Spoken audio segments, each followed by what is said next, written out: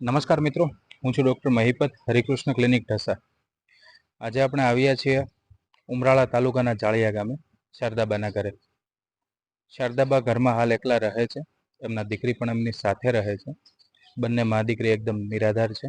આગળ પાછળ એમને કોઈ જ નથી, કમાઈ શકે તેવી કોઈ કન્ડિશન નથી. તો ચાલો મિત્રો, વિડીયોમાં બન્યા રહેજો.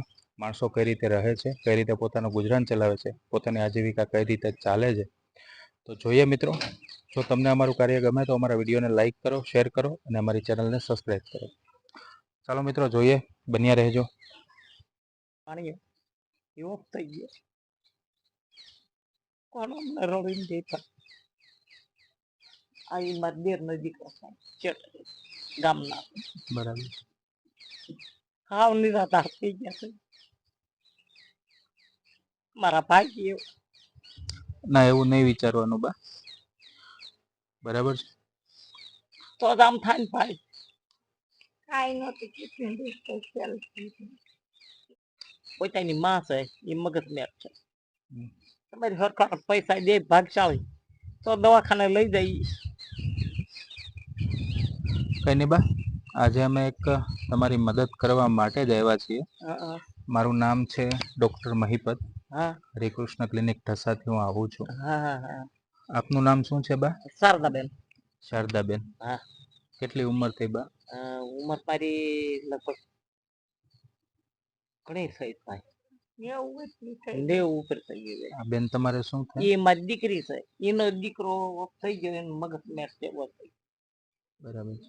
એમને એમના દીકરા એક્સપાયર થઈ જવાથી એમના મગજમાં ફેર પડી ગયો છે, એવું છે? બરાબર. દીકરી દીકરો બે હતા. જો આ ક્યાંક દીકરી હતી, એ દીકરી એક હતી. બરાબર છે. કઈ નહીં, આજે તમારા ગામમાંથી અમને ચિંતનભાઈનો રેફરન્સ મળ્યો હતો, એટલે આજના દિવસે અમારે બા તમને મળવાનું થયું છે. અને અમે નાની મોટી સેવાકીય પ્રવૃત્તિઓ કરતા હોઈએ છીએ. એટલે આજે અમે પણ તમારા માટે એક નાની એવી મદદ લઈને જ આવ્યા છીએ. બરાબર છે. બા, તમે તમારું આજીવિકા ચલાવવા માટે શું કરો છો? હવે જો જાય લાવી છે અને ગુજરાન કરી. બરાબર. આ ભાઈ ની દુકાને જાય તો એ ભાઈ ને ઉધાર લઈ આવી શકું, એને દીધા નહીં. બરાબર. ગરીબ માણસ શું દઈ ભાઈ ને? જે ટેકો હતો એ વયો ગયો, પછી શું કરીએ? બરાબર. કઈ નહીં બા, આજે અમે તમારો આધાર બનવા માટે જ આવ્યા છીએ. બરાબર છે. તમને ભગવાન સદાય સુખી રાખે અને તમારા બધાને તમે બેસો બા થોડી વાર, અમે તમારા માટે જે મદદ લઈને આવ્યા છીએ એ લઈને આવીએ.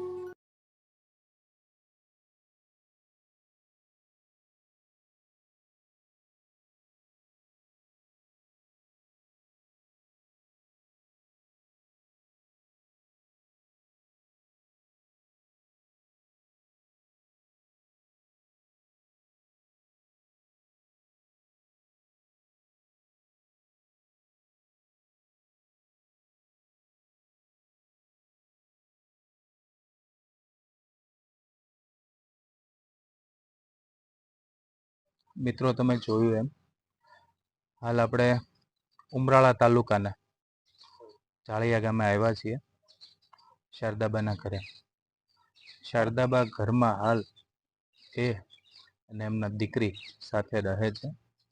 એમના દીકરીની માનસિક સ્થિતિ પણ થોડી ખરાબ છે. થોડા ટાઈમ પહેલાં એમના એક દીકરાનું અવસાન થવાથી એમની માનસિક સ્થિતિ થોડી ખરાબ થઈ છે. આર્થિક પરિસ્થિતિ પણ ઘરની ખૂબ જ ખરાબ છે. નિરાધાર પરિવાર છે. તો મિત્રો, સોશિયલ મીડિયા વતી તમને એક નમ્ર વિનંતી કરું છું કે તમારા પરિવારમાં, તમારી આજુબાજુના વિસ્તારમાં કે તમારા ગામમાં જો કોઈ આવા પરિવારો રહેતા હોય તો એમને મદદ કરો. તમારી એક નાની મદદ આવા નિરાધાર લોકો માટે ઘણી મોટી સાબિત થતી હોય છે. ચાલો બા, હા રજા લઈએ. બાળા મંગાઈ નહીં, કોઈ વસ્તુ નહીં. આભાર. ચાલો મળીએ.